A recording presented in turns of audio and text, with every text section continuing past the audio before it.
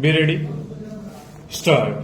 Mr. Deputy Chairman, Sir, the railways are very important from the point of view of those who believe in the ever increasing part that the public sector should play in the life of this country. Stop. The railway minister, to the efficiency of whose administration I wish to pay a tribute, says that the railways have a dual role to play. Stop. Well, Mr. Deputy Chairman, I would say that greater importance should be placed to their character as a public utility service. Stop. I do not say that no importance should be placed to their commercial utility side, but greater importance should be placed to their public utility service. Stop. The railways therefore should be model employers in this country. Stop. They should set the pattern for employers in this country, and that is the pattern that should be followed by the private sector also. Stanza. Now, sir, even private companies can run commercial concerns, but it is the belief of socialists that the state alone can run them in a manner consistent with public welfare. Stop.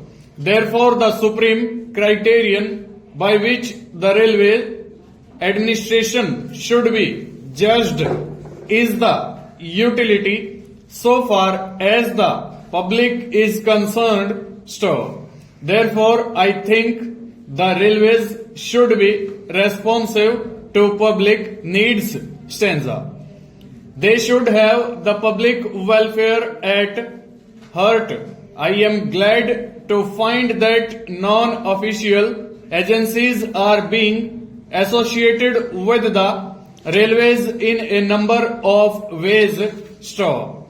There are a number of committees that have been enumerated by the respected railway minister. Stop. They provide the railway administration with non-official help and cooperation. Stanza.